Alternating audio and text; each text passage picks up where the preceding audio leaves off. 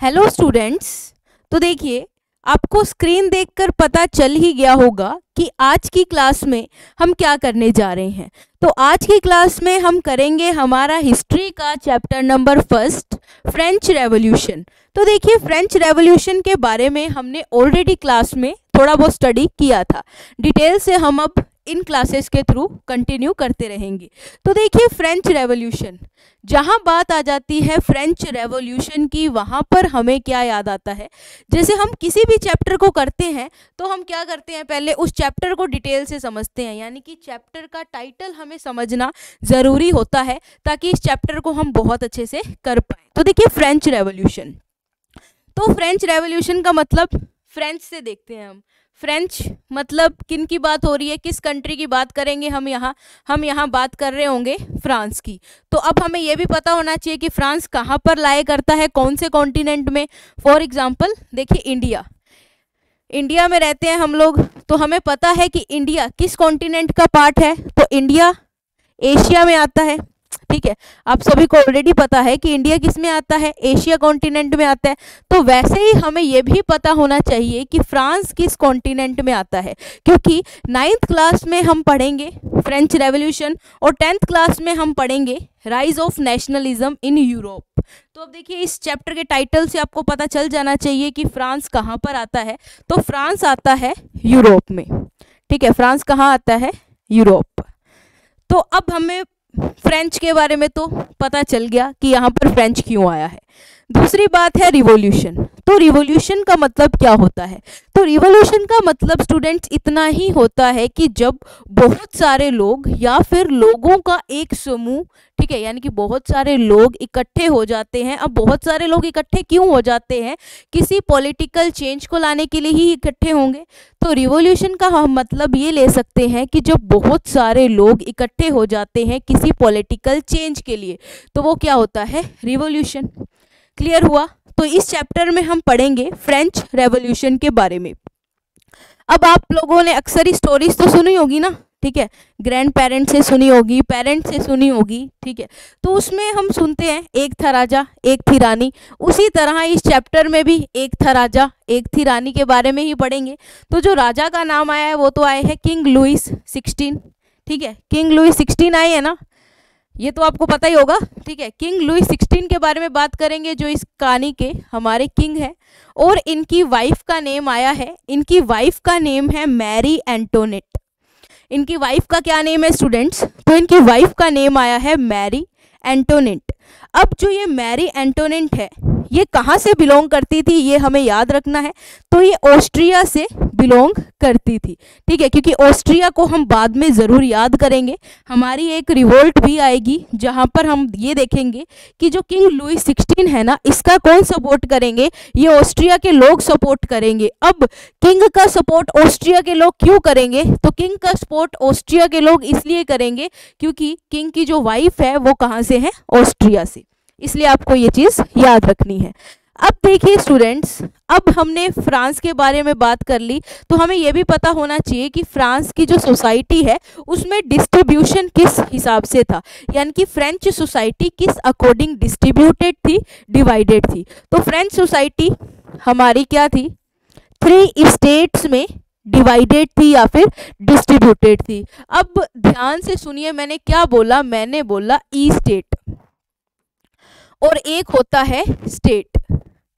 तो दोनों को आपको मिलाना नहीं है, स्टेट अलग होता है, ई स्टेट अलग होता है। स्टेट का मतलब होता है हमारे राज्य, और जो ई स्टेट होती है उसका क्या मतलब होता है, रियासत। फॉर एग्जांपल, जब आपने देखा होगा कि इंडिया भी ऐसा कभी था कि जब यूनाइटेड नहीं था, सारी जो इसमें हमारी स्टेट्स आती हैं, इंडिया में टोटल कितनी स्टेट्स हैं स्टूडेंट्स, 28 स्टेट्स।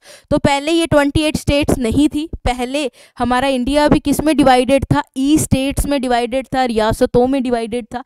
तो उसी रियासतों की बात कर रही हूँ मैं, यहाँ पे राज्यों की बात नहीं कर रही। तो 3 स्टेट्स थी जो, तो एक तो थी हमारे पास फर्स्ट ई स्टेट, एक थी हमारे पास सेकंड ई स्टेट, और एक थी हमारे पास थर्ड ई स्टेट।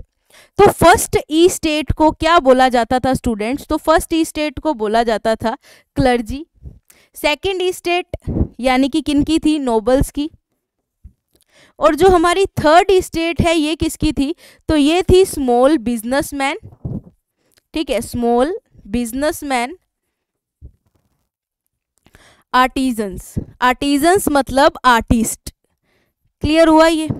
तो ये आपको जो भी मैं नोट करवा रही हूँ ना, तो ये आपको लिखते हुए चलना है क्योंकि आगे काम आएगा, ठीक है। तो ये आपने आई होप नोट कर लिया होगा सारा, हम इसको लिख देते हैं। तो ये थी क्लर्जी, नोबल्स, और थर्ड थे स्मॉल बिजनेसमैन या फिर आर्टिजन्स। तो अब ये जो क्लर्जी थे, क्लर्जी किनको बोला गया, यानी कि चर्च संभालने वाले जो लोग हैं उनको क्लर्जी कहा गया। चर्च संभालने वाले जो लोग हैं वो किस ई स्टेट का पार्ट थे, तो वो थे फर्स्ट ई स्टेट का पार्ट। जो सेकंड है नोबल्स, नोबल्स यानी कि जो राजा था, राजा कौन थे, हमारे जो किंग थे, किंग लुई 16, उनकी कोर्ट में रहने वाले लोग या फिर कोर्ट में जो मंत्री आते हैं, मिनिस्टर्स आते हैं, वो कौन सी ई स्टेट का पार्ट थे, तो वो सेकंड ई स्टेट का पार्ट थे। और जो थर्ड ई स्टेट है उसमें आते थे स्मॉल बिजनेसमैन, छोटा मोटा जिनका काम था, पीजेंट्स भी आते थे यानी कि फार्मर्स भी आते थे, और आर्टिस्ट भी आते थे। इसमें सारे गरीब ही नहीं थे, ये आपको नहीं लेकर चलना, अमीर लोग भी थे इसमें, ठीक है, यानी कि मिडिल क्लास भी इमर्ज थी। तो क्लियर, ये आपको नोट करते हुए ही चलना है, साथ में आपको कॉपी अपना लेकर बैठनी है ताकि एक बहुत ही प्रॉपर एंड क्लियर नोट्स बन सके। एक और चीज़, अगर आप चैप्टर साथ में रीड करेंगे तो एक वर्ड आपको पढ़ने को मिलेगा, लीवर, ठीक है। वो लीवर वो नहीं है किसी ग्लैंड की, किसी हमारे बॉडी पार्ट की बात नहीं हो रही यहाँ पे, ठीक है, ये लीवर अलग है। इस लीवर का क्या मतलब है स्टूडेंट्स, तो यहाँ पर इस लीवर का मतलब है, जैसे हमारे इंडिया की करेंसी क्या है स्टूडेंट्स, इंडिया की करेंसी रुपी है ना, वैसे ही जो फ्रांस की जो करेंसी थी वो क्या थी, लीवर, ठीक है, क्लियर। अब देखिए, अब हमारे पास नेक्स्ट टॉपिक आता है कि हमने पढ़ा रिवॉल्यूशन।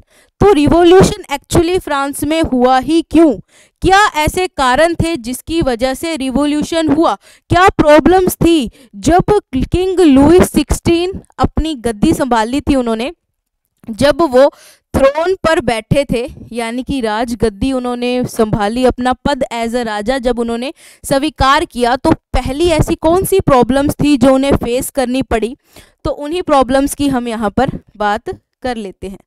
तो वो प्रॉब्लम, पहली प्रॉब्लम आपको भी पता होनी चाहिए, और मैंने क्लास में बताया भी था फर्स्ट प्रॉब्लम के बारे में। तो फर्स्ट प्रॉब्लम थी स्टूडेंट्स एम्प्टी ट्रेजरी। क्या प्रॉब्लम थी, फर्स्ट एम्प्टी ट्रेजरी। ट्रेजरी का मतलब होता है स्टूडेंट्स खजाना, ठीक है, यानी कि जब जो ये किंग लुई 16 है, राजा बने थे, लुई 16 जब रूलर बने, राजा बने, तो उनके पास सबसे बड़ी प्रॉब्लम ही ये थी कि उनका जो खजाना था ना वो खाली था। अब जब राजा का खजाना ही खाली होगा तो वो अपनी प्रजा को कैसे चलाएगा, ये तो हमें भी पता है ना कि अगर कोई राजा है वो हमें कैसे चलाएगा, अगर उसके पास पैसे होंगे, खजाना होगा। अब किसी राजा के पास खजाना ही नहीं है तो वो कैसे अपनी जो सोसाइटी है उसे रन कर पाएगा, कैसे अपने एम्पायर को संभाल पाएगा। तो अब ये खजाना जो है ये खाली क्यों हुआ, इसके भी रीजंस है। कईयों को हो सकता है रीजंस पता हो, जैसे एक रीज़न मैं आपको ऑलरेडी बता देती हूँ कि जो फ्रांस था ना, फ्रांस को बहुत ही ज़्यादा, मतलब वो हेल्पिंग नेचर का मान सकते हैं यहाँ पर। इस हेल्पिंग नेचर की वजह से फ्रांस ने अपना नुकसान भी कराया। जो फ्रांस है उसने क्या किया था, उसने अमेरिका को सपोर्ट किया, फ्रांस ने अमेरिका को सपोर्ट करा। अब फ्रांस ने अमेरिका को सपोर्ट किस चीज़ में किया, तो फ्रांस ने अमेरिका को सपोर्ट करा था ब्रिटेन से आज़ादी पाने के लिए। किससे आज़ादी पाने के लिए, ब्रिटेन से आज़ादी पाने के लिए। जैसे हम हैं इंडियंस, तो इंडिया ने क्या किया था, बहुत सी स्ट्रगल लड़ी थी, बहुत सी लड़ाइयाँ लड़ी, क्या करने के लिए, ब्रिटेन से आज़ादी पाने के लिए। तो जो ब्रिटेन था ना, इसने सिर्फ इंडिया पे रूल ही नहीं किया था, इसने बहुत सी अलग अलग देशों पे रूल किया था। तो वैसे ही ब्रिटेन से आज़ादी पाने के लिए फ्रांस ने मदद की। किसकी मदद की, अमेरिका की करी। अब मदद ऐसे तो नहीं है ना कि इमोशनली मदद करी होगी, कुछ पैसे वगैरह भी फ्रांस के लगे होंगे अमेरिका की हेल्प में। तो जो फ्रांस, अब देखो जब कोई लड़ाई होती है, कोई वॉर होती है, तो उसमें खर्चा भी बहुत आता है। तो यानी कि ये इन टाइप की लड़ाइयों की वजह से भी कह सकते हैं हम, जो फ्रांस का जो खजाना था वो क्या था, खाली था, एम्प्टी था। तो फर्स्ट रीज़न आई होप आपको समझ आ गया होगा। रीज़न क्या है कि फ्रांस क्या था, वॉर वगैरह में काफ़ी शामिल होता था, जिसकी वजह से फ्रांस की जो खजाना है, जो ट्रेजरी है, वो धीरे धीरे खाली हो रही थी। ठीक है, इस सब रीजंस की वजह से क्या हुआ, अब दिक्कतें आने लगी, रेवोल्यूशन भी हुआ। ठीक है, सेकंड मेजर प्रॉब्लम क्या है स्टूडेंट्स, इंक्रीजिंग टैक्स। तो जो हमारा सेकंड मेजर प्रॉब्लम आएगी ना, वो है इंक्रीजिंग टैक्स। अब ये जो टैक्स है ना, ये सुनकर आपको बहुत हैरानी होने वाली है कि ये जो टैक्स है, ये किसको पे करना पड़ता था। इसका कोई असर नहीं पड़ा फर्स्ट ई स्टेट और सेकंड ई स्टेट। असर पड़ा किस पर, तो ये पड़ा था थर्ड ई स्टेट पे, क्योंकि टैक्स जो है वो कौन पे करता था, वो करते थे थर्ड ई स्टेट के लोग टैक्स पे। फर्स्ट और सेकंड ई स्टेट बिल्कुल भी टैक्स पे नहीं करता था, इसलिए टैक्स जब बढ़ा। अब देखो, जब राजा के पास खजाना नहीं है, पैसे नहीं है लोगों पे खर्च करने के लिए, तो राजा क्या करेगा, टैक्स बढ़ा देगा। अब फ्रांस में ये रूल था कि जो टैक्स है वो कौन पे करेंगे, थर्ड ई स्टेट के लोग। तो जो रियल बर्डन है वो किस पे आई, थर्ड ई स्टेट के लोगों पे। तो ये भी प्रॉब्लम थी। अब दो टाइप के टैक्स लिए जाते थे, तो वो दो टाइप के टैक्सेस कौन से थे, ये मुझे आप सोच के बताइए कि दो तरह के टैक्स कौन से थे। तो पहला जो टैक्स था वो था स्टूडेंट्स टिथ, एंड जो सेकंड टैक्स था वो था टेल। तो ये जो टू टैक्सेस लगाए जाते थे। अब हमें ये भी पता होना चाहिए टिथ टैक्स कौन लगाता था, किसको दिया जाता था, और टेल टैक्स किसके द्वारा इम्पोज था, ये भी हमें पता होना चाहिए। तो जो ये टिथ है, टिथ टैक्स जो है ये किसके द्वारा लगाया गया था, तो टिथ टैक्स लगाया जाता था फर्स्ट ई स्टेट के द्वारा, यानी कि फर्स्ट ई स्टेट मतलब क्लर्जीज के द्वारा जो हम पे टैक्स लगाया गया था थर्ड स्टेट वालों पे, वो कौन सा टैक्स था, वो था टिथ। अब इस टैक्स में वो क्या लेते थे, तो टैक्स में कुछ जमीन का टुकड़ा वो लेते थे, यानी कि इसमें जो है 1/3 लैंड जो है अपनी देनी पड़ती थी थर्ड स्टेट को, किसको, क्लर्जी को। क्लियर, पता चल गया होगा आपको कि टिथ में क्या था। अब देखिए टेल, जब पहला टैक्स क्लर्जी ने लगा दिया तो सेकंड टैक्स कौन लगाएगा, ऑब्वियस सी बात है कि सेकंड टैक्स किन के द्वारा लगेगा, नोबल्स के द्वारा। और नोबल्स किस में आते थे, नोबल्स आते थे स्टूडेंट्स सेकंड ई स्टेट में। क्लियर, तो ये मेजर प्रॉब्लम्स भी आपको पता चल गई होंगी।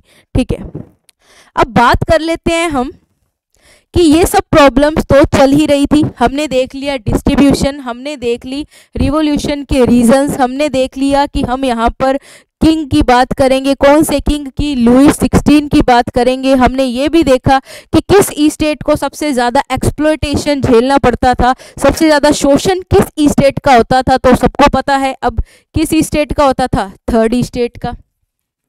ठीक है, तो ये सब चीज़ें आपने देख ली।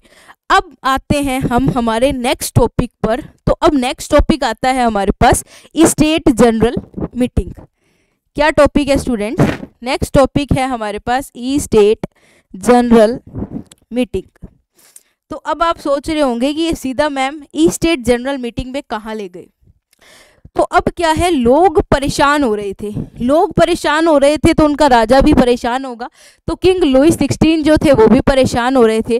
तो उन्होंने अपनी परेशानी को ख़त्म करने के लिए क्या बुला ली, एक स्टेट मीटिंग बुला ली। ठीक है, अब स्टेट जनरल की मीटिंग उन्होंने बुलाई। अब हमें ये भी याद रखना है कि उन्होंने ये जो स्टेट जनरल की मीटिंग थी ये कहाँ बुलाई। ठीक है, स्टेट जनरल की मीटिंग कब बुलाई, हमें इस चीज़ को बहुत ही ध्यान से याद रखना है, क्योंकि चीज़ें सारी आएंगी। स्टेट जनरल मीटिंग किसके द्वारा बुलाई गई, ठीक है, कौन कौन लोग उस मीटिंग में शामिल था, कब बुलाई गई, तो ये सारी चीज़ें हमें ध्यान रखनी है। तो ये जो स्टेट जनरल मीटिंग है ये बुलाई गई थी स्टूडेंट्स 5 मई 1789 को। कब बुलाई गई थी, ये बुलाई गई थी 5 मई 1789 को। क्या हुआ था, स्टेट जनरल मीटिंग बुलाई गई, नोट कर लीजिए। स्टेट जनरल मीटिंग किसके द्वारा बुलाई गई, तो ये बुलाई गई लुई 16।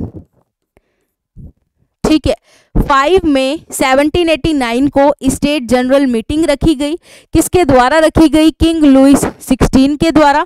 और इसमें क्या थे? तीनों स्टेट्स के लोग प्रेजेंट थे, यानी कि तीनों जो स्टेट्स थी हमारी 3 स्टेट्स, तीनों स्टेट शामिल थी। 3 स्टेट्स में क्या क्या आता है?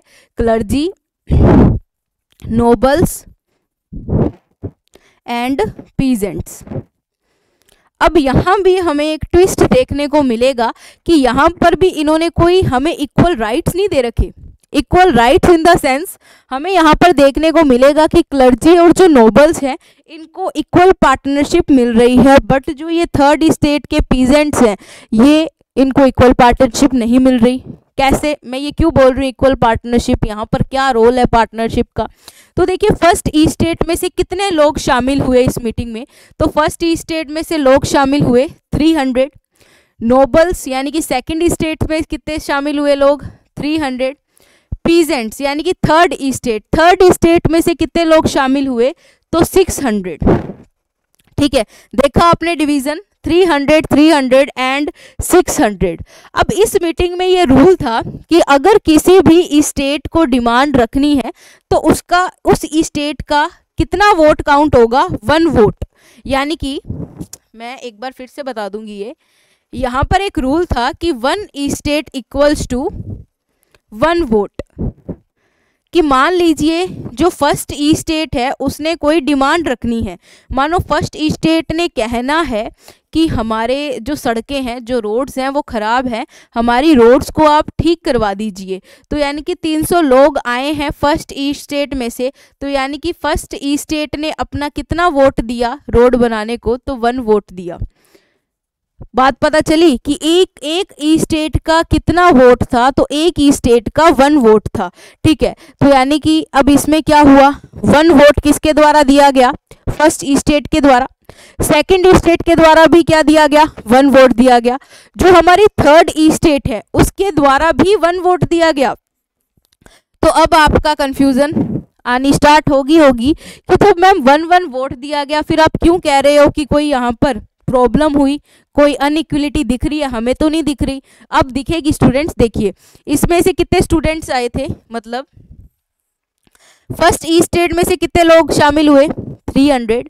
सेकंड ई स्टेट में से 300 और थर्ड ई स्टेट में से 600।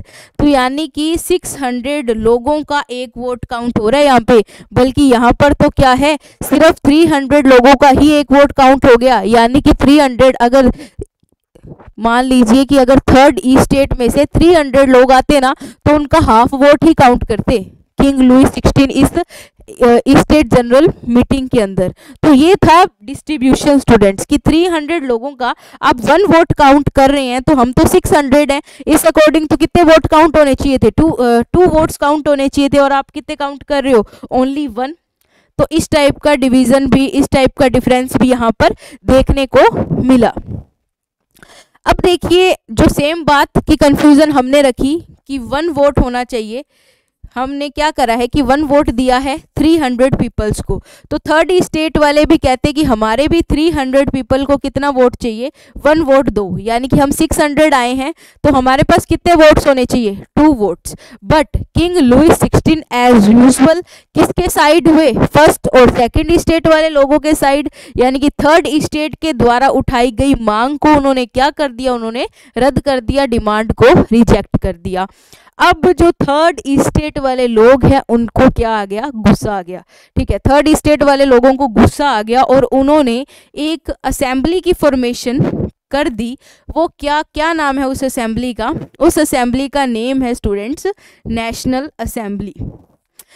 थर्ड ई स्टेट वाले लोगों ने अपनी डिमांड्स को पूरा करवाने के लिए क्या कर दी? एक असेंबली की फॉर्मेशन कर दी। अब ये जो असेंबली है इसका क्या नेम है? National assembly. क्लियर हुआ? ठीक है, तो अब ये नेशनल असेंबली किसके द्वारा बनी स्टूडेंट्स? थर्ड स्टेट के द्वारा। ठीक है, क्लियर हुआ है तो आपको कि जो ये नेशनल असेंबली करी गई, नेशनल असेंबली किसके द्वारा बनाई गई स्टूडेंट्स? थर्ड स्टेट के लोगों के द्वारा। क्लियर? अब चलते हैं हम हमारे नेक्स्ट टॉपिक पर। तो देखिए नेक्स्ट टॉपिक क्या है। नेक्स्ट टॉपिक आएगा हमारे पास यहाँ पर टू स्कॉलर्स की बात की जाएगी। किन की बात की जाएगी? टू स्कॉलर्स की बात करेंगे। तो ये जो टू स्कॉलर्स होंगे उनका एक का नेम मैं आपको अभी हिंट के तौर पे बता देती हूँ, वो है मोंटेस्क्यू।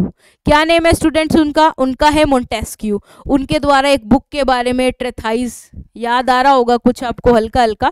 तो इन स्कॉलर्स की बात हम करेंगे। हम ये भी बात करेंगे कि टू और लीडर्स भी शामिल होते हैं जिन्होंने क्या किया, थर्ड स्टेट की मदद की। और हालांकि वो दोनों ही लीडर्स क्या है, थर्ड स्टेट से नहीं है, कोई फर्स्ट स्टेट से और कोई सेकंड स्टेट से, फिर भी उन टू लीडर्स ने क्या करे, वो आगे आए और थर्ड स्टेट का उन्होंने सहयोग किया, हेल्प की। क्लियर? अब जो ये हमारे स्कॉलर्स की बात है यहाँ से हम स्टडी करेंगे हमारे नेक्स्ट वीडियो में, क्योंकि आज मैंने आपको ज़्यादा नहीं करवाया। ज़्यादा करवा देती तो शायद आज ही कुछ लोग हिस्ट्री से डर जाते, फ्रेंच रेवोल्यूशन से डर जाते। तो आज हमने बहुत ही शॉर्ट तरीके से चीज़ों को क्लियर किया। नेक्स्ट वीडियो हम थोड़ी लंबी कर लेंगे ताकि जो ये चैप्टर है ये क्लियर हो सके और जल्दी से जल्दी हम हमारा 9th का सिलेबस कंप्लीट करके 10th की तरफ मूव ऑन कर सकें। Okay students, thank you and have a nice day. And ये होमवर्क आप ज़रूर कर लीजिएगा।